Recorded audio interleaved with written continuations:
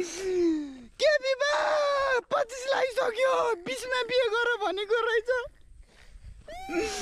कोही पनि नरसले हेर्दैन साह्रै मर्ने भयो नि के विवाह अब 25 लागिसक्यो अब के गर्ने होला कोही छ 25 लागिसक्यो 20 गइसक्यो अब के हुन्छ के विवाह मेरो बिहे हुन्छ कि हुन्न अब त हुन्न कि के हो छोराछोरी कहिले जन्माउने हो छोराछोरी खेल्ने उमेरमा म आफै खेलेर हिँडिरहेको छु 20 मा बिहे गरेर 30 मा 3टा छोराछोरी जन्माउ भनेछ के विवाह म त 25 लागिसक्यो